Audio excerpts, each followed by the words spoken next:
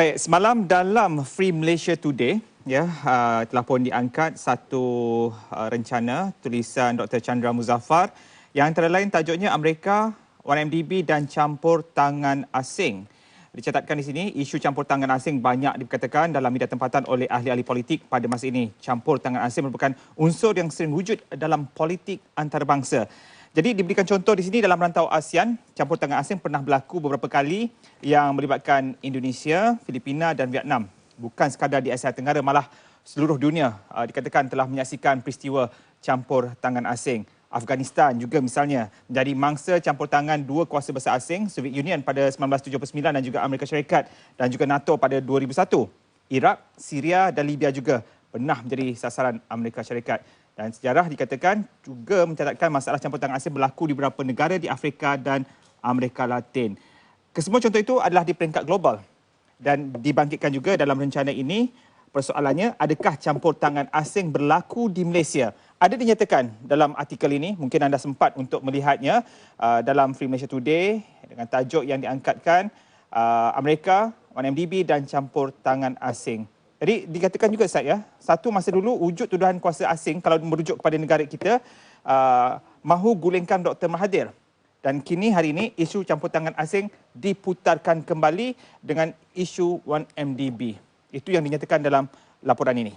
Itu bukan perkara baru saya rasa kaitannya campur tangan. Mungkin cabaran kita peringkat awal ni Suhaimi untuk kita definisikan perimeter campur tangan itu. Dalam bentuk apa? Apakah semestinya dalam bentuk kuasa, cengkaman? Kalau ada orang bertanyakan saya di WhatsApp, TPPA bukan campur tangan asing? Ya. Jadi apa? Manifestasinya macam mana? Dan itu yang kita harus fahami bersama tiga panel untuk malam ini. Masanya untuk saya perkenalkan. Di sebelah kiri saya, Profesor Dr. Muhammad Fuad Majali, penganalisis geopolitik UKM. Assalamualaikum, Prof. Di tengah-tengah, Profesor Madya Dr. Syam Rahayu Abdul Aziz, Fellow Utama Pusat Kajian Syariah Undang-Undang dan Politik IKIM. Assalamualaikum, Prof. Waalaikumsalam. Masuk politik? Sembang tadi macam nak masuk politik, Prof. Okey. Di hujung sana pensyarah sains politik UKM, Saudara Abdul Muin Abadi. Assalamualaikum. Waalaikumsalam. Pensyarah politik masuk politik ada tak dalam sejarah negara kita? Ada. Ada. Ada. Jadi ada cita-cita muda lagi nampak. Masa masih panjang. Bila masa masih panjang ni makanya dia ada boleh try and error lagi sebenarnya. Suhaimi, kita tanya saya dah lama tak kongsikan nombor telefon Lanskap saya. Silakan. Okey, jadi anda boleh berinteraksi bersama saya dan juga tiga ahli panel 0322829062, 0322829062 mahupun anda boleh hashtag Lanskap TV1 untuk tajuk kita pada malam ini, campur tangan asing. Parameternya, itu yang saya lontarkan pada awal tadi untuk kita ketahui tentang parameter campur tangan asing. Apa yang nyatakan sini merujuk kepada politik. Yep. Jadi mungkin kita boleh hanya Jauhari yang mengenal Manikam dan saya bukan Jauharinya. Jauharinya tiga orang ni. Tapi ada kadang-kadang tetamu kita nakal. Dia tanya soalan balik pada kita. Itu Dr. Azmi. Saya tengok malam ni tak ada. Malam ni semua baik. Malam ni semua baik. Mereka tak akan bertanya dengan kita. Prof, dahulu. Okey, Assalamualaikum dan selamat malam mungkin saya ingin berikan satu konsep supaya rakyat Malaysia memahami apa itu campur tangan asing. Sebenarnya campur tangan asing ni memang amat ditakuti setiap negara. Kerana di situlah maruah kedaulatan, di situlah maruah kemerdekaan mereka. Dan malahan kalau kita lihat dalam resolusi bangsa-bangsa bersatu, piagam mereka mengatakan mereka ataupun setiap negara hendaklah menghormati kemerdekaan. Apa juga program yang dilakukan sama ada program ekonomi, politik, sosial, mestilah diiktiraf oleh negara itu. Maknanya mereka tidak mahu ataupun bangsa bersatu mengatakan tidak perlu ataupun memastikan bahawa setiap negara menghormati hal ehwal dalam negara sendiri. Itu sebab kalau peringkat ASEAN tu kita lihat mereka ada satu perjanjian dia panggil ZOFAN, iaitu di mana di situ mereka tidak cuba mengintervensi negara lain. Hanya Tuan Syed, sebenarnya campur tangan asing ni ada tahap tu dibenarkan, dan ada tahap tu orang kata boleh dibincangkan bersama. Contohnya dalam isu alam sekitar. Alam sekitar baru-baru ini saya rasa 2 tahun lepas Perdana Menteri kita pergi ke persidangan di Bangsa Bersatu di mana di sana mereka menyatakan kepada semua ahli-ahli supaya mengurangkan kadar kebakaran, kadar pengurusan hutan supaya mengurangkan ozon itu sendiri.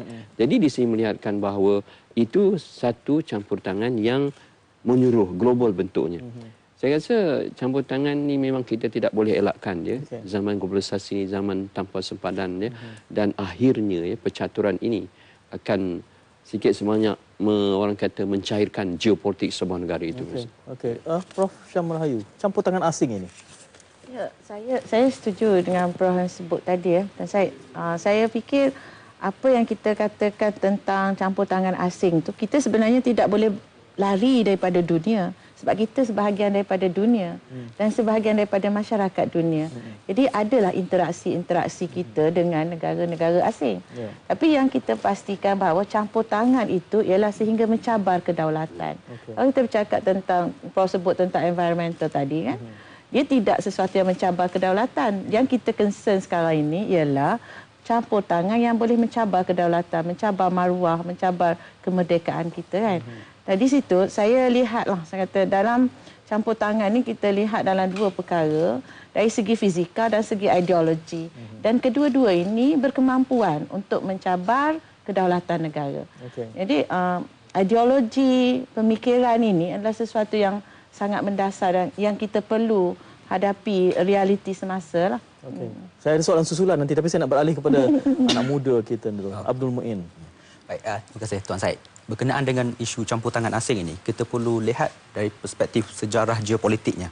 Dari mana asal-usul datangnya konsep campur tangan asing ataupun pengecualian kedaulatan negara ini. Jadi ia bersusul galur daripada Perjanjian Westphalia tahun 1648 selepas perang 30 tahun di Eropah. Jadi pada waktu itu berlangsungnya peperangan antara lima kuasa utamalah, Holy Roman Empire, Belanda, Sweden, Perancis dan Sepanyol. Jadi pada hujung perang 30 tahun itu diwujudkan satu hal yang kekal sehingga ke hari ini, yang bila kita bercakap tentang konsep campur tangan asing, kita tidak boleh lari daripada perspektif kedaulatan, iaitu di mana kuasa-kuasa besar ini bersepakat untuk tidak campur tangan dalam hal ehwal satu sama lain. Jadi pada sejarah zaman moden sebagaimana yang disebutkan oleh Prof Fuad Majali dan juga Dr Sam Rahayu tadi, adanya resolusi 1992 PBB 47/130 berkenaan dengan 4 perkara di mana PBB bersepakat bahawa tiada negara boleh campur tangan dalam isu hal dalaman negara lain. Tetapi itu telah timbul polemik kemudiannya apabila isu di mana sesebuah negara itu dilihat tidak berupaya untuk mengawal situasi politik domestiknya sendiri. Sebagai contoh yang membawa pada tahun 2005, isu responsibility to protect ataupun humanitarian intervention, campur tangan yang bersifat ketenteraan oleh sebuah negara lain ke negara lain, yang mana negara sasaran tersebut tidak berupaya untuk melindungi populasi dalamannya. Jadi itu sedikit sebanyaklah perspektif sejarah geopolitik bagaimana lahirnya isu kedaulatan dan campur tangan. Kalau itulah mukadimahnya Suhaimi ya. Kita dengar tadi bahawa ia merupakan satu perkara lama. Suhaimi pun menyebutkan polemik campur tangan asing dalam konteks negara kita bermula era kepimpinan Tun Mahathir lagi. Kini ditimbulkan semula. Bahkan di antara Tun Mahathir hingga ke Perdana Menteri sekarang ini pun sebenarnya di tengah-tengah itu ada beberapa dipolemikkan, dijadikan bumbu politik. Prof Fuad mengatakan bahawa yang penting adalah perimeternya, jangan melewati batas tertentu. Prof Syam mengatakan jangan sampai mencabar kedaulatan. Dan saudara Abdul Muin pula menunjukkan bagaimana ia sudah ada perimeternya. Cuma mutakhir ini tidak dapat dielak. Rata-ratanya kesemua mengatakan ia suatu fenomena yang mungkin tidak terelakkan dalam konteks globalisasi, perdagangan dan segala macam. Pusingan yang berikutnya soal mana kita nak tentukan demarcation line-nya, boleh tak boleh, langgar daulat tak langgar daulat ini, apa manifestasinya dalam konteks negara kita? Saya ada jawapan kalau saya bertanya soal itu. Kerana dari segi campur tangan asing ni, kalau kita lihat ya, dari segi konsep ideologi itu sendiri, ya, dari segi komunisme, ya, itu juga daripada negara luar yang dibawa masuk ke dalam negara kita. Itu adakah kita boleh anggap sebagai campur tangan asing, Prof? Ya memang ya, kalau macam tadi kalau kita kata sejarah ya, memang campur tangan asing ni ya, di luar memang dia berputik daripada sejarah itu sendiri ya. Jadi apabila katakan pada Amerika, contohlah selalunya Amerika ni memang disebut-sebut orang yang police of the world ya, yang selalu menceroboh. Jadi memang satu konsep negara maju ni ya, dia memang melihat negara yang apa juga yang dilakukan, apa juga proses membangun, apa juga yang di pentadbiran contohnya. Memang mereka sentiasa melihat ya, melihat bahawa adakah ini sejajar dengan minda mereka, sejajar dengan polisi mereka senang saja merujuk kepada bangsa-bangsa bersatu, ya. Itu piagam mereka. Jadi yang anehnya, ya, apabila sampai ke negara kita, ya, mereka boleh mengurus, boleh menyatakan kepada pemimpin kita yang ini tidak baik, yang ini kena ikut, yang ini tidak ikut, ya. Jadi contohnya lah dalam sosial, pembangunan sosial, ya, macam proses liberalisasi, ya, datang kepada mereka, ya, yang mana membenarkan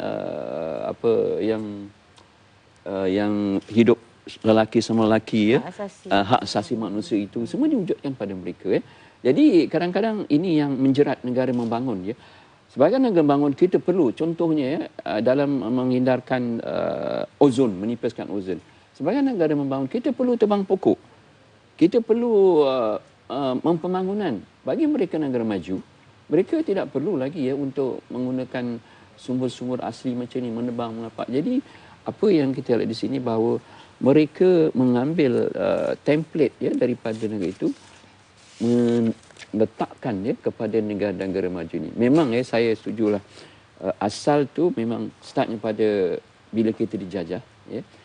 Sekarang ni penjajahan berbentuk lain, tapi template itu memanglah negara asing lah yang membawa kepada kita bahawa inilah satu penjajahan ataupun satu campur tangan asing yang sentiasa, ya. Memang kita tidak perlu abaikanlah, ya. Maknanya kita terpaksa menerima. Jadi macam mana kita mengendalikan, Tuan Syed, mengurus. Situlah kebijaksanaan negara kita. Adakah kita nak menjaga kedaulatan kita? Setakat mana patriotiknya rakyat kita?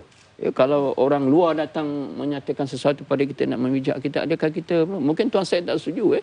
Adakah masalah negara kita panggil orang lain menyelesaikan masalah? Tuan Syed macam setuju?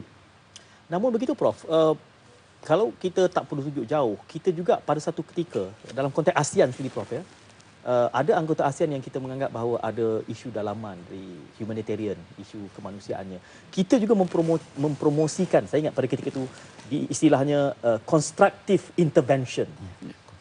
Kita sendiri, bererti kita juga menganggap bahawa sebagai sebuah negara, ada kalanya kita perlu bercakap dalam konteks kerangka itu. Tidakkah itu juga satu contoh bagaimana kita sendiri juga pernah menjadi promotor kepada foreign intervention, apakala kita melihat ia perlu dan penting demi ASEAN? Baik, terima kasih Tuan Syed. Itu memang persoalan yang relevan lah dari perspektif apa yang pernah kita lakukan. Ya, Malaysia bukan saja dalam isu Myanmar, dalam isu Patani di Thailand, isu di Indonesia, tapi malahan dalam kes sebagai contoh di Bosnia, Herzegovina dan juga kes di Kosovo pada tahun 95. Malaysia pada waktu itu di bawah pemerintahan Tun Dr. Mahathir memang mengambil langkah menerima tindakan NATO untuk campur tangan.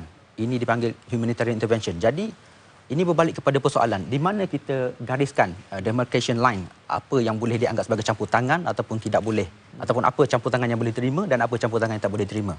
Jadi kalau kita merujuk kembali kepada resolusi 1992 oleh PBB ini, ada 4 perkara yang dinyatakan secara jelas apa yang boleh didefinisikan sebagai campur tangan yang tidak boleh diterima. Antaranya ialah campur tangan dalam urusan hal ehwal dalaman sebuah negara yang telah pun membuat keputusan secara demokratik. Jadi apa-apa jua keputusan yang telah diluluskan di parlimen sebagai contohnya tidak boleh dicampur tangan oleh sesebuah negara asing. Juga berkenaan dengan tidak boleh sesebuah negara itu masuk campur menerusi pembiayaan asing yang bertujuan untuk menggugah institusi pilihan raya dan juga sebagainya yang boleh mengganggu tercapainya sebuah keputusan politik itu secara demokratik. Seterusnya berkenaan dengan tindakan campur tangan secara kekerasan. Jadi campur tangan ketenteraan ini hanya diterima pada tahun 2005 di World Summit oleh PBB, di mana sebuah negara itu berhak untuk campur tangan dalam kes di mana berlakunya pembunuhan secara terancang, systematic ethnic cleansing. Jadi itu ada satu keadaan di mana prasyarat yang cukup terperinci sebelum sesuatu tindakan campur tangan itu boleh dianggap sebagai boleh diterima. Kalau kita, Prof. Syamharwi, kita merujuk kepada keresahan semasa, bahkan kita juga memilih untuk polemik tentang ini pada malam ini, di mana punca keresahan itu kalau berdasarkan kepada, kita juga memperdebatkan boleh tak boleh, daulat tak daulat, ideologi tak ideologi. Sekarang ini mengapa kita resah dengan campur tangan yang ini? Saya fikir antara yang ini tu yang mana Tuan Syed maksudkan? Dewasa ini, yang Suhaimi petik. Ketika ini. Saya percaya keresahan itu kerana kita semangat patriotisme itu semakin tinggi. Keduanya, perkembangan dunia semasa ini melihat satu, orang kata, saya nak kata kelemahan dalam PBB itu sendiri. Tentang campur tangan yang dibenarkan ke atas negara-negara yang boleh dikatakan sedang membangun dan rendah dari segi kedudukan kekuatannya. Di sini saya percaya kita membicarakan ini tentang kerana kita kesedar tentang era globalisasi ini. Yang cabarannya tidak terbendung. Yang cabarannya begitu mendasar dan kita telah saksikan pelbagai contoh di negara-negara di dunia ini. Apa yang berlaku di Timur Tengah contohnya telah mendatangkan satu kebimbangan untuk kita. Kerana contohnya semua itu adalah negara Islam. Dan kita juga adalah antara negara yang bimbang. Yang paling akhir berlaku di Turki itu membimbangkan kita juga. Jadi ini menjadikan perkara ini kita berbincang dan supaya kita mendapat satu ini tak tahulah jadi real ke tak, tapi kita cita-citakan suatu kesedaran tentang kemerdekaan ini kita perlu jaga, kedaulatan ini kita perlu kekalkan. Suhaimi. Ya, Prof, di mana duduk letaknya untuk kita menggunakan dasar tidak campur tangan dan juga dasar campur tangan? Ya, kita memberi contoh tadi isu-isu kemanusiaan dah pun dibangkitkan. Tapi dalam konteks negara kita punya dasar luar juga yang perlu kita hormati, yang perlu kita jaga. Jadi sejauh mana untuk kita menggunakan dasar campur tangan dan ada ketikanya dasar tidak campur tangan? Jadi kalau kita lihat dasar campur tangan ni ada dua yang paling penting. Ya. Satu, dasar campur tangan yang membina. Dan juga lagi satu, dasar campur tangan yang terhad. Jadi dasar yang membina iaitu memberi kebaikan ya kepada ahli anggota katakan bangsa bersatu Malaysia dan negara lain. Ini memang digalakkan, dibenarkan. Tetapi dengan syarat mendapat kebenaran daripada negara. Misalnya kata kalau Amerika nak buat sesuatu, benda yang membina itu, dia minta permission pada kita. Boleh tidak boleh? Kalau kata okey, okey. Jadi satu lagi yang terhad ni. Terhad contohnya kalau di kalangan negara ASEAN yang kita ceritakan. Maknanya apa yang kita lakukan itu memberi kesan kepada negara lain. Yang saya cerita tadi pasal environment ya. Contohnya pembakaran ya, ozonnya. Jadi apabila isu ini mengaitkan negara-negara lain ya ataupun berimpak negatif negara lain, ini memang dibenarkan campur tangan itu. Jadi kesimpulan campur tangan ni ada yang kita rasa baik dibenarkan dan ada yang tidak benarkan. Yang tidak dibenarkan saya rasa inilah yang menggunakan military yang akan membinasakan rakyat jelata. Ya, maknanya porak-porandanya rakyat. Kita tengoklah macam Ustaz kata tadi di Asia Barat apa jadi ya? Negara Islam. Hanya Iran saya tinggal, itu pun kerana proksi pada Amerika. Kalau tidak, mereka juga akan porak-poranda. Jadi saya rasa yang penting di sini ialah setakat mana toleransi kita ataupun setakat mana kita boleh bawa aspek-aspek ini, yes kita boleh. Kemanusiaan contohnya, mereka terima katakan hak asasi manusia menggunakan buruh kanak-kanak. Ya. Itu kita terima. Memang itu kita tak kisah. Kalau dia boleh tegur kita. Malaysia menggunakan berapa persen pekerja kanak, itu memang kita terima. Begitu juga yang penerbangan ataupun memproses ya sumur-sumur asin kita. Itu memang digalakkan ataupun malahan dialu-alukan. Jadi yang paling kita tidak mahu ialah campur tangan yang melulu yang kita kata kita pergi sendiri ya, seolah-olah kita mengambil mereka, marilah ke negara kita. Ya, kerana kita tidak boleh nak menyelesaikan masalah negara kita. Dan akhirnya kalau sesuatu yang berlaku ya, yang kita risaukan ialah macam mana rakyat kita ya, apa jadi pada rakyat kita. Saya kesimpulannya saya melihat situ ada yang boleh, yang berfaedah, yang kita boleh terima campur tangan asing tu, yang terhad dan juga beri kesan pada kita ya. Tapi yang memusnahkan kedaulatan negara kita dan memperandakan negara kita memang tidak boleh kita lakukan. Ada isu campur tangan asing bagi kacamata Prof yang dekat bagi Prof untuk negara kita? Sekarang ni macam tadi Suhaimi kata yang nombor 2 tadi, isu-isu negara yang besar ya. Mungkin tadi saya sebut ya. Jadi kita lihat sekarang ni kita telah menggamit ya, kuasa asing berkecimpung dalam realiti politik kita. Okay. Jadi kalau dah ramai yang menyebut tentang contoh-contoh yang saya bangkitkan hasil tulisan Dr. Chandra Muzaffar tadi, bagi Dr. Syam sendiri ada tak isu besar juga yang terus campur tangan asing ini menggugat kedaulatan negara? Kalau kita perhatikan dalam perkembangan politik negara ini, mungkinlah kalau dulu pernah berlaku ada yang macam Prof kata menggamit kuasa lain itu, contoh dalam polemik kuasa antara Anwar Ibrahim dan Tun Mahathir dahulu. Okey. Dan untuk saudara, ada tak isu orang muda yang melihat campur tangan asing? Baik, kalau kita lihat dari perspektif jangka masa sederhana, jangka masa panjang yang terdekat ini pemilihan Presiden Amerika Syarikat. Jadi antara calon yang bertanding sekarang, Republican dengan Demokrat, kedua-duanya ada perspektif ataupun pegangan tersendiri berkenaan dengan peranan Amerika pada masa hadapan. Jadi saya melihat daripada perspektif itulah ada potensinya. Okey, lagi akan kita bincangkan juga dengan apa forum yang telah berlangsung di Indonesia di mana Yang Amat Berhormat Perdana Menteri juga menggesa ya supaya negara-negara Islam menolak campur tangan asing. Isu yang juga perlu diberikan perhatian. Semuanya selepas ini, dan talian juga kami buka 0322829062 untuk anda kongsikan juga tentang campur tangan asing. Baik, campur tangan asing dan dinyatakan sejak tahun 2001 kalau kita tak melihat kepada sejarah lampau. 2001 juga telah dikatakan, telah pun menyatakan tentang akibat daripada globalisasi dunia tanpa sepadan, demokrasi liberal, hak asasi dan kebangkitan masyarakat madani menjadikan salah satu punca-punca yang mempercepatkan lagi kaedah-kaedah ataupun cara-cara untuk campur tangan asing ini mendekati sesuatu isu itu sendiri. Jadi tadi bila kita cakap tentang globalisasi ICT juga memangkinkan lagi, mempercepatkan lagi proses itu. Saudara Muin juga menyebut Pokemon Go tadi juga.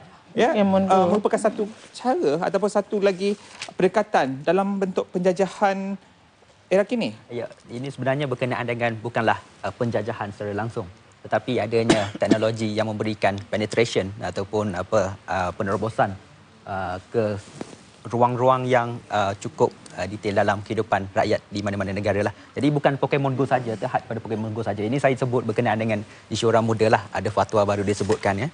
Jadi kalau berkenaan dengan pengintipan ataupun pengumpulan maklumat ini ada berkaitan dengan dua artikel dalam Convention Vienna.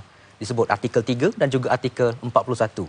Jadi artikel 3 ini menyebut berkenaan dengan bolehnya perwakilan asing di sesebuah negara asing untuk mengumpul maklumat demi kepentingan negaranya. Itu dibenarkan. Convention Vienna benarkan.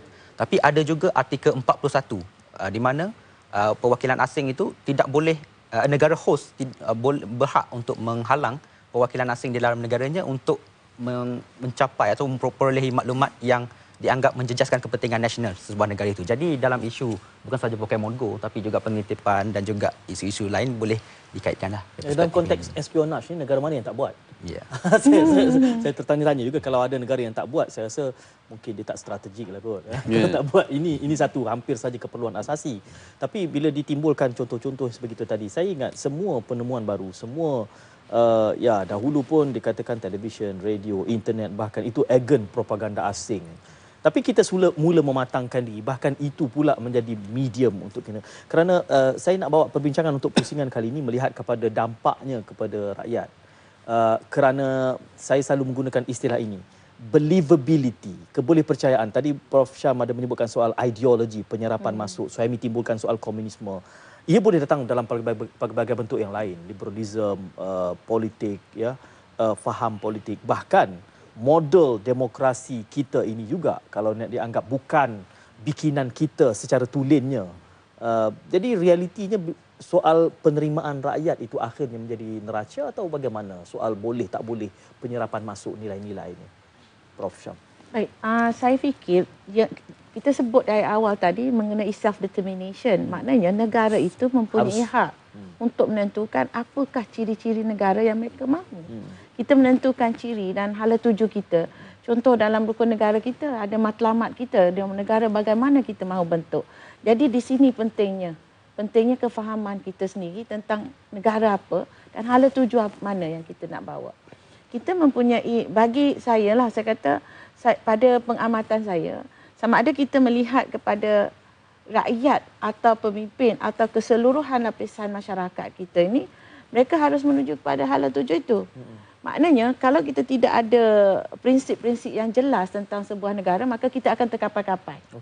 Kita akan mudah terikut-ikut. Jadi sekarang yang kita penting untuk Malaysia ini ialah kita tetapkan hala tuju kita. Kita nak ke mana, kita prinsip mana. Jadi datang juga apa juga serangan, kita sudah ada perisai. Ini yang pentingnya. Sebab kadang-kadang ombak globalisasi ni, dia sudah begitu tajam, begitu deras yang kita tidak mampu. Bagi kita tidak mampu, kita tidak dapat memerangi globalisasi itu. Dan kita join them. Bila kita mengikuti mereka, maka kita perlu meletakkan hala tujuan jelas. Ya, kalau self-determination itu kita anggap sebagai naratif semasa sesebuah negara, pernah dalam sejarah moden juga sesebuah negara itu mengubah naratif China menjadi ekonomi liberal selepas berada di dalam yang tertutup Myanmar. Bahkan juga mereka punya self-determination mengatakan ini. Tetapi ia juga tidak terbentuk secara tiba-tiba. Dia bukan dalam bentuk lakuna, dia ada polemiknya, ada. Kerana saya nak bawa kepada apa yang Prof sebutkan tadi. Kalaulah soal mengundang asing berkecimpung, jika naratifnya semasa ini dilihat itu sebagai tidak wajar, tetapi kemudiannya diterima kerana self-determination ini, apakah itu masih kita akan polemikkan sebagai mengundang campur tangan asing? Sebenarnya di Malaysia ni, saya rasa semenjak Tun Mahathir dan juga Najib dan juga yang dulu-dulu, memang mereka tegap ataupun tegas dengan isu bahawa tidak ada campur tangan asing negara Malaysia. Itu memang jelas Tetapi apa yang menariknya semasa ini mungkin polemik isu mungkin dengan adanya dunia tanpa sepadannya, dengan adanya media sosial yang berleluasa tu, maknanya kita boleh membentangkan isu-isu negara kita dengan menggunakan jari saja, orang semua tahu. Jadi apa yang saya lihat mengapa saya mengatakan kita sebenarnya walaupun prinsipnya kita bentuk bahawa memang kita tidak mencampur tangan asing, tetapi kadang ada pihak-pihak tertentu yang cuba menggamit bahawa marilah untuk memastikan apa juga yang boleh dilakukan terhadap negara kami, negara kita. Jadi ini yang tidak sihatnya Mereka tahu bahawa apakah impaknya kalau sekiranya negara asing menguasai politik kita, menguasai ekonomi kita, sosial kita, yang contohlah. Mungkin saya rasa rakyat perlu mengambil iktibar yang berlaku di Asia Barat itu, macam mana teruknya mereka. Jadi saya melihat bahawa polemik ini yang saya kata memang amat berbahaya. Apa yang bahaya itu yang kita sendiri membawa isu-isu negara kita ke tempat lain. Jadi biasalah di dunia ini memang ada orang opportunis mana dia melihat ruang-ruang di mana mereka boleh menetap, di mana boleh mereka menyebarkan nasihat-nasihat yang kurang sihat saya setuju sebagai Malaysia negara Islam saya rasa Asia Tenggara ni Indonesia dengan Malaysia saya negara Islam. Jadi ini kita kena fikir kalau sekiranya kita mendalangi mereka untuk mengatasi masalah negara kita sendiri, saya rasa itu satu percaturan tidak bijak akhirnya macam saya kata impaknya kepada masyarakat kita, impak pada ekonomi, saya rasa memang akan hancurlah negara kita kalau kita tidak boleh menawan atau boleh menangkis. Itulah sebab saya kata macam mana kita nak tanamkan patriotiknya kita pada sejak sekolah. Anak muda contohnya macam minda dia berbeza. Mungkin mereka minda dia terbentuk dengan media sosial dalam kajian kita kita tanya apa yang membentuk minda politik anak muda ni. Ini WhatsApp paling top. WhatsApp. Jadi kita melihat bahawa inilah yang membentuk minda mereka. Jadi inilah satu tugas kerajaan macam mana nak meyakin semula membentuk balik identiti yang kita kendaki. Kita ada semua, ada rukun negara, ada perlembagaan kita, ada cantik gitu.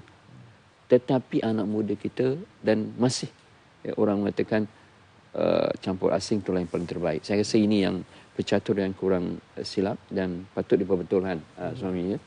Kematangan rakyat, kita baru saja bercakap soal apa yang berlaku di Turki Kalau kita melihat cubaan kudeta itu juga merupakan pengaruh asing di dalam cuba mengganggu kestabilan kerana pengaruh Turki yang semakin pesat di Eropah itu khusus dalam konteks Islamisasi. Walaupun tidak dinamakan dan dinafikan elemen Islam itu. Ini menariknya kerana akhirnya rakyat berbondong-bondong turun menafikan bahawa mereka tidak memperakukan kudeta itu.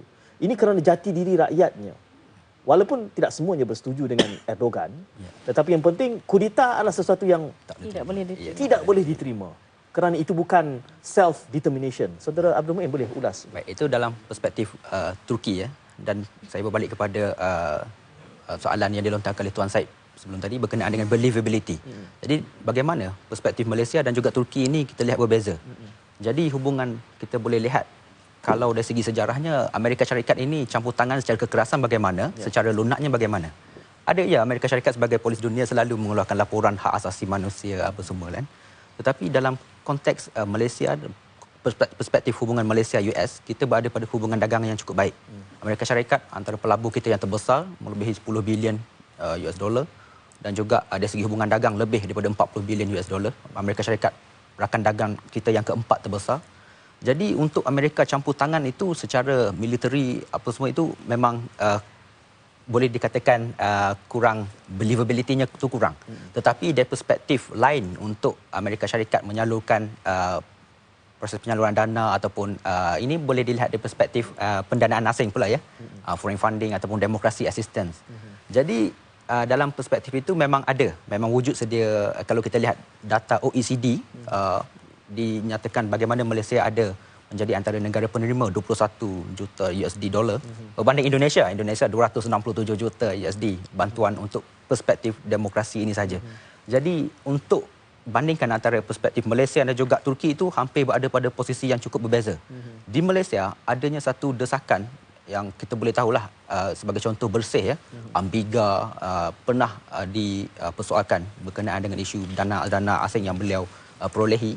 Dan ini kita boleh lihat balik pada tahun 2012 Suaram ya, ada isu ini, memang ada proses-proses di mana penyaluran dana itu berlaku. Jadi di Malaysia ini ada sebagaimana berbeza dengan sebagaimana dalam konteks Turki yang disebutkan oleh Tuan Syed tadilah.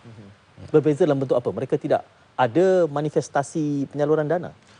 Ada, tapi disebabkan oleh pengalaman lepas beberapa kali kudeta tentera. Ya, itu bukan kali pertama. Jadi di Malaysia ini tak ada pengalaman sedemikian. Jadi dana ini diterima demi demokrasi.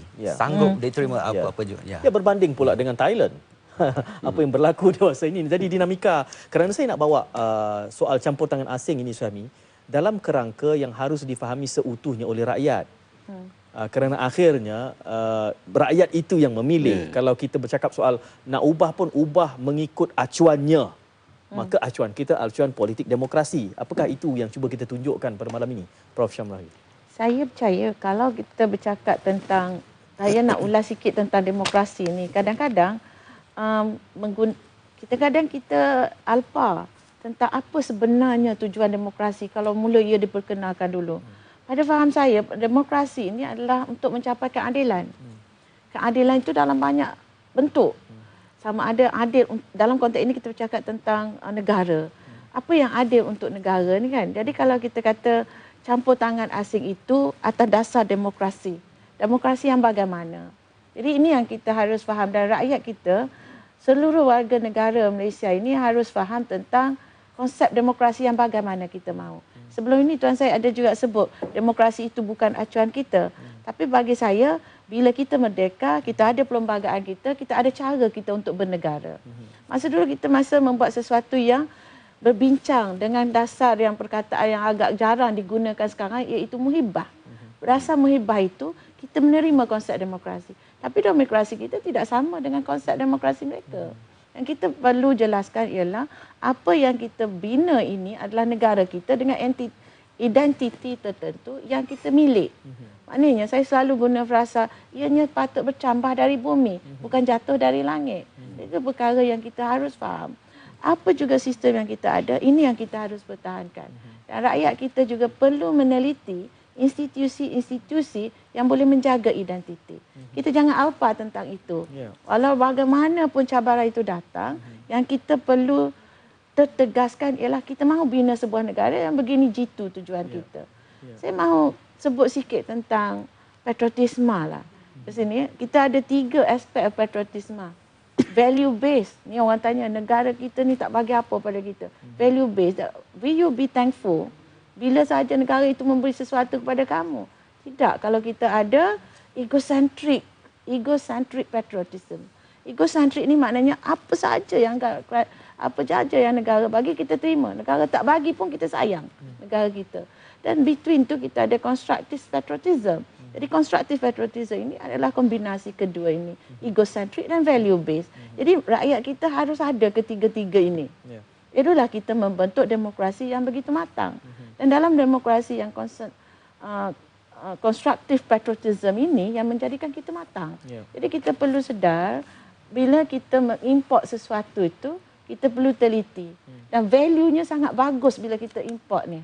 Ya, jangan kita import yang tidak ada kualiti. Ya, saringannya. Ya, kita kena lihat betul-betul. Itu yang kita sebutkan tadi bahawa dalam era globalisasi ini, import ekspor nilai ini dia berlaku tanpa struktur, ya, terus masuk ke telefon, terus masuk ke dalam bilik tidur kita. Tak ada filtering. Tidak ada filtering. Filteringnya itu yang kita timbulkan tadi suami. Filteringnya kini campur tangan tak campur tangan adalah diri, kendiri rakyat itu. Kalau rakyat itu tidak punya kecerdasan yang cukup untuk menyaring, maka mereka akan tumpas di dalam permainan ini dengan kecekapan media yang sedia ada tanpa kita mampu untuk sedar bahawa kita sebenarnya sedang dipermainkan, suami.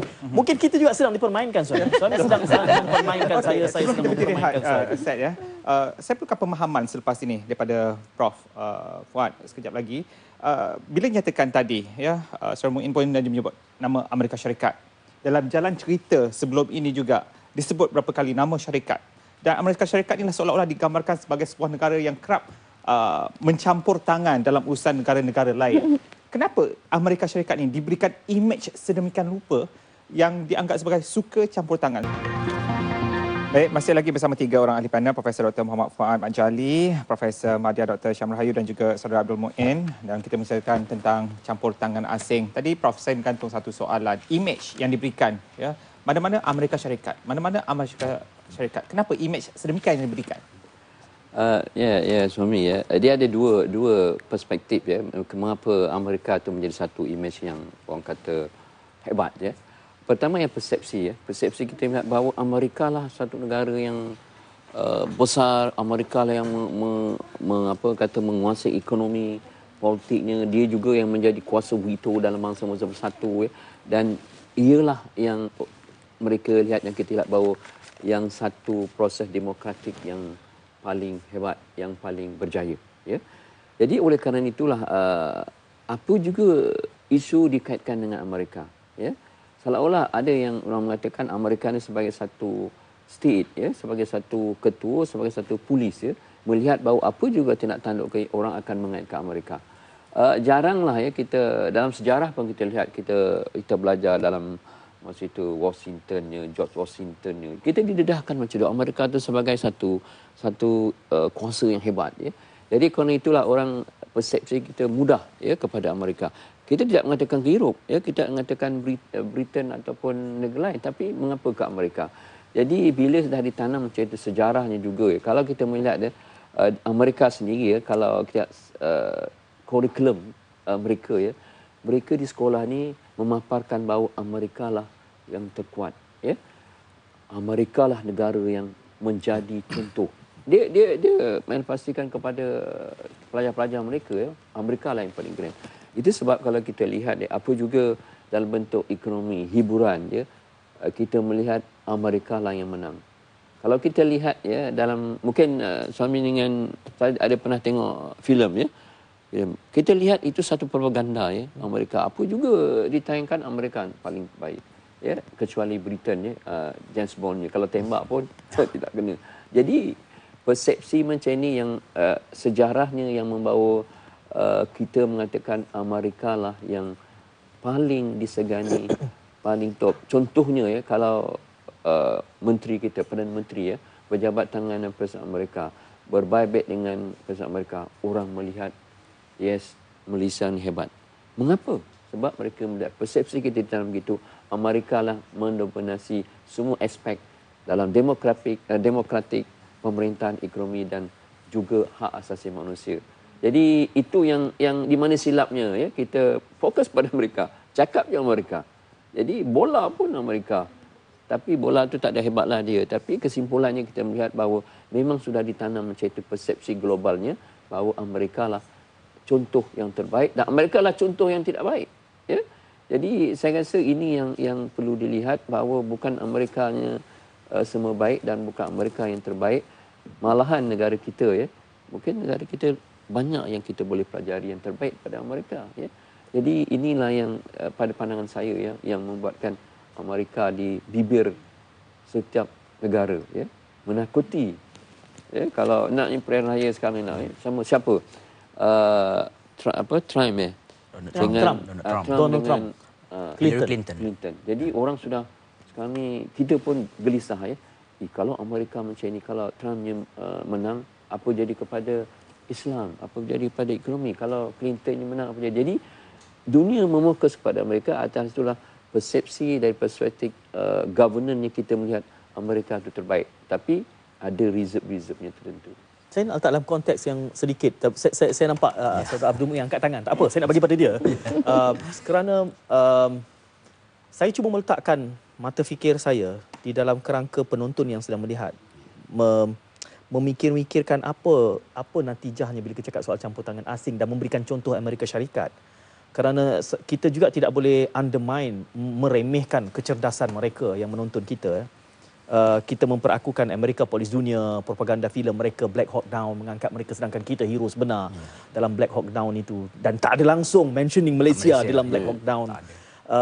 Itulah propaganda mereka. Di satu sudut mereka ini, ya tadi pun disebutkan artikel itu, kaedah kita mengundang mereka untuk datang berkecimpung, mencampuri urusan dalaman kita. Tetapi di sisi yang lain mereka juga adalah, Saudara Abdul Muin menyebutkan, rakan dagang antara yang terpenting, keempat terbesar, pelaburan $1 billion sangat penting. We can't afford to lose them. Kita ratify TPPA.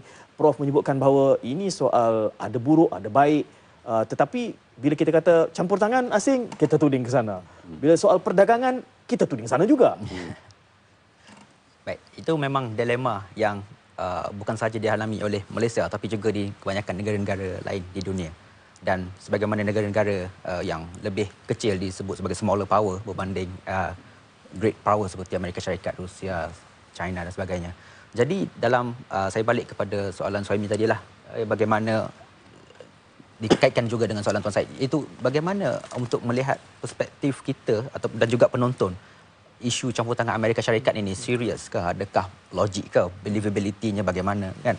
Jadi satu hal yang perlu kita tahu, Amerika Syarikat telah campur tangan di seluruh pelosok dunia, bukan sahaja di Asia tapi juga bermula pada 1890-an ya, selepas Presiden Amerika Syarikat mengukuhkan kuasanya diimbangi oleh Kongres. Jadi 1890-an itu detik politik domestik yang mempengaruhi bagaimana dasar luar Amerika Syarikat kemudiannya.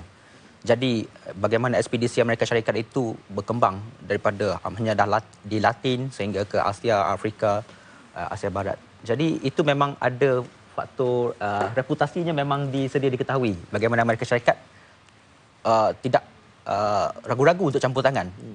Jadi berkenaan dengan kebimbangan, adakah kemungkinan untuk Amerika Syarikat campur tangan, sebagai contoh di Malaysia.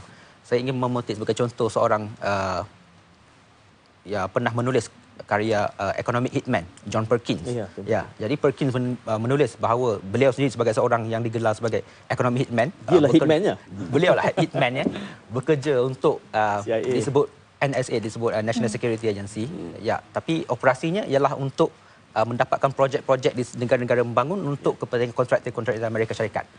Ada sarjana ekonomi, sejarawan ekonomi iaitu Niall Ferguson menafikan peranan ekonomi hitman ini, dan Niall Ferguson mendatangkan satu naratif yang boleh kita fikirkan sebagai ada logiknya dari perspektif untuk rakyat fahami. Jadi sebagai contoh dalam kes ekonomi hitman John Perkins sendiri, ada antara negara yang beliau pergi hubungan dagang dengan Amerika Syarikat hanyalah 0.4%. Jadi negara ini begitu kecil, kurang signifikan. Seingat saya di sebelah Latin Amerika juga, kurang signifikan untuk Amerika Syarikat, tapi masih lagi Amerika Syarikat bertindak untuk campur tangan. Jadi ada kesahan wujud di situ, ada validity ataupun boleh dikatakan difahamilah kebimbangan potensi campur tangan itu.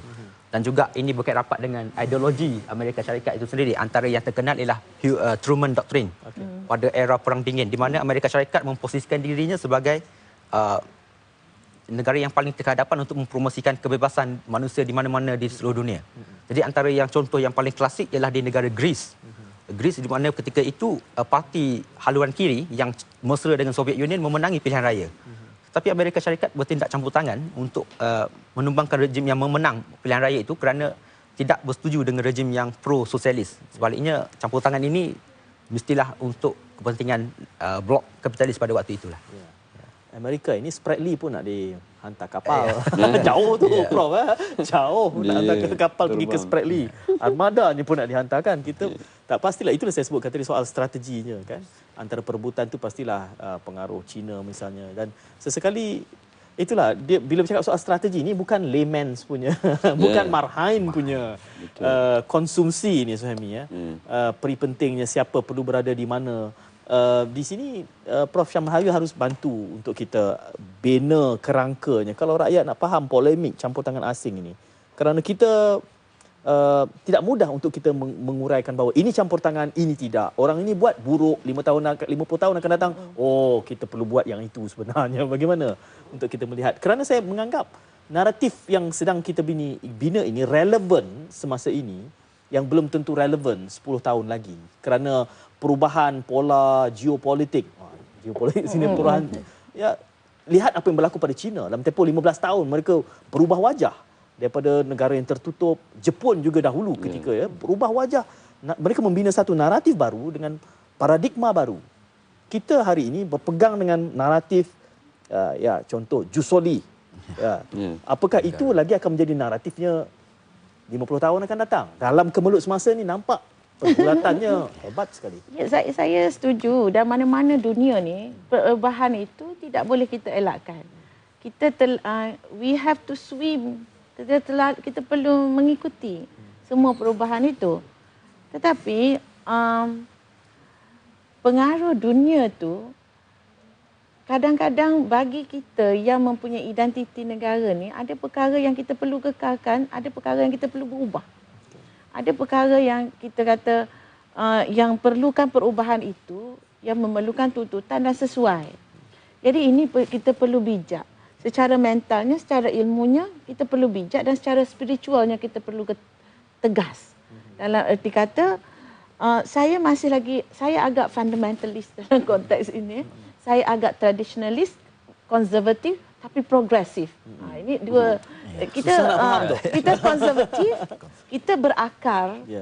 Tapi kita progresif. Yang kita maju dan kita mahu menaungi. Itu yang dua istilah yang contradictory, tetapi kita perlu ada dalam diri kita. Kalau kita letakkan Malaysia ini perlu berubah, setakat mana perubahan itu boleh berlaku? Setakat mana? Sekarang kalau kita lihat ada orang yang mahu mengubah bendera contohnya. Ada orang mahu berubah perlembagaan itu dasarnya kan. Tapi ada perkara-perkara yang kita perlukan identiti itu supaya kita ini mempunyai satu kekuatan dalaman. Sebab kalau kita berubah, kita jadi macam plastik. Kita sepatutnya elastik. Kita sepatutnya boleh ke sana kemari. Macam dulu Perdana Menteri mengenalkan istilah global. Berfikiran global, berakar global. Ini yang kita mahukan, sebab saya kembali kepada manusia tu. Manusia ini dia perlukan perubahan, tapi dia perlu mengekalkan sifat manusia. Begitu juga negara. Negara perlu berubah sebab dunia itu berubah, dan kita perlu, the social change ni is unavoidable. Tapi prinsipnya ialah kalau manusia itu dia tetap kekal dengan kualiti manusia. Kalau sebuah negara itu mempunyai identiti, tetap kekal dengan identiti manusia. Baik, kalau sebuah negara mempunyai dasar terbuka setakat mana? Kalau kita mempunyai kebebasan yang setakat mana? Ini yang negara kita sendiri perlu tentukan. Masyarakat yang perlu menentukan. Rakyat jelata kita. Dan kita mempunyai sesuatu yang mengikat kita di mana tu. Yang saya tegaskan di sini, saya percaya dan ini akan membentuk diri kita yang kekal bagaimana. Perubahan kita berlaku, tapi kita mesti ada budaya, mesti ada resam, mesti ada agama. Itulah manusia. Kan? Mesti ada Tuhan, mesti ada. Jadi ini yang perkara yang kita kekalkan. Dan negara-negara lain macam Amerika, contohlah saya pun tak tahu geopolitik antarabangsa. Cuma yang saya faham, yang saya nampak ialah kalau mereka mula 1890-an, maknanya mereka kekal sampai sekarang. Kenapa kita harus berubah dengan apa yang kita ada? Kalau yang kita ada itu adalah lebih baik, kenapa kita berubah? Jadi ini yang kita perlu nilai balik. Kita lihat balik dalam diri kita, di mana cantiknya di Malaysia ini dan mana kita perlu berubah. Dan identiti itu yang kita perlu bina dalam masyarakat kita. So we import tadi kita sebut, kita ambil semua dari masyarakat antarabangsa, Tapi yang mana kita perlu kenalkan identiti kita. Ini yang memerlukan jati diri. Cuma masyarakat yang ada kata-kata hikmat lah ya. Masyarakat yang rendah mentalnya, masyarakat yang rendah ilmunya, itulah masyarakat yang akan terjerumus ke dalam kebinasaan. Jadi kita kena tahu siapa diri kita supaya kita tidak mudah binasa. Dalam banyak dimensi campur tangan ni ya, dan kita menunjuk kepada kecerdasan rakyat untuk menentukan self-determination itu, kelihatannya kerangkanya, betulkan saya Prof kalau saya salah, kelihatan kerangkanya adalah politik. Kerana kuasa akhirnya kalau rakyat itu pada undinya itu. Apakah sekecil itu ataupun sebenarnya mereka punya ruang lain di dalam membuat self-determination ini? Saya rasa kalau kita merujuk kepada semasa ya, in fact di dalam sesuatu negara itu politik lah paling dominan. Ya. Politik lah menggerakkan segala-galanya. Sebab apa itu? Sebab rakyat diberi hak untuk memilih siapa. Jadi rakyat berhak siapa yang nak dijatuhkan, siapa yang dinaikkan. Jadi apa yang perlu di sini ya, saya setuju sangat ya, makna rakyat kena faham ya, doktrin negara kena faham, hari tuju negara kena faham, demokratik kita kena faham. Dan sekiranya mereka tidak faham, mereka hanya bergantungkan kepada minda dengan Facebook ya, dengan media sosial, sudah tentulah ya mereka tidak boleh menghayati sebagai seorang rakyat Malaysia. Kalau macam mana kita nak membina negara bangsa macam itu, kalau bangsa sendiri tidak menghormati, tidak memahami macam mana galur perjuangan dulu macam mana mencapai kemerdekaan.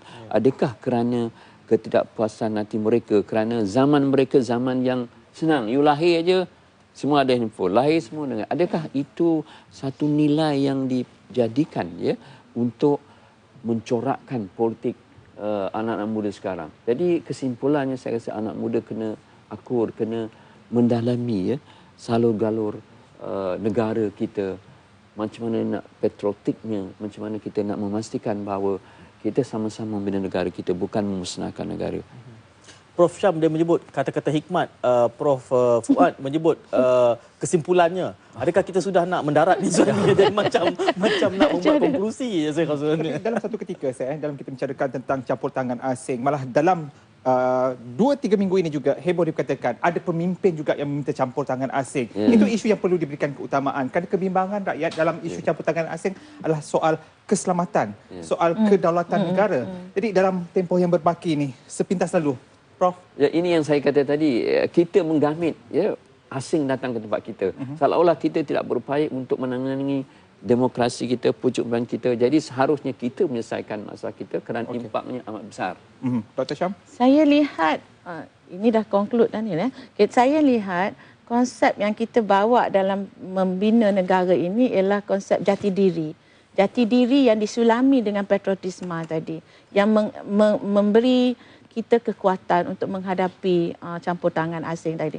Yang tidak boleh lupa, kita hendaklah berilmu. Kita tu siapa? Setiap individu, pemimpin ke, rendah ke, tinggi ke, semua ahli masyarakat termasuk pemimpin dan pemerintah. Akhir sekali. Ya, saya ingin menambah daripada apa yang disebut oleh Prof. Fuad Majadi dan juga Profesor Madya Syam Rahayu berkenaan dengan pada isu antara pesaing yang terkuat kepada Amerika Syarikat sekarang ialah China. Jadi, saya balik pada sejarah tahun 1949 ya. Apabila General Chiang Kai-shek tumbang kepada Mao Zedong, apa langkah pertama yang beliau buat?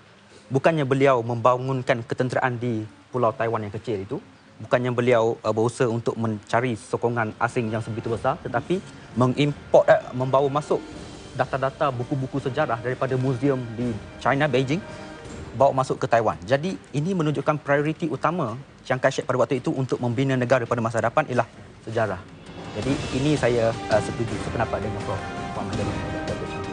Sejarah masih lagi di tulang belakang untuk kita imbau kita lihat apa yang resam tadi tu. Ya. Budaya, resam dan agama itu dia asasnya. Jadi kita ucapkan terima kasih kepada Prof Fuad, Prof Syam Rahayu, Saudara Abdul Muin bersempena dengan kita semakin dekat kepada sambutan kemerdekaan. Jadi kita membicarakan tentang tema ini. Mungkin akan ada lagi tema-tema lain yang terkait dengannya. Kita jumpa lagi. Assalamualaikum.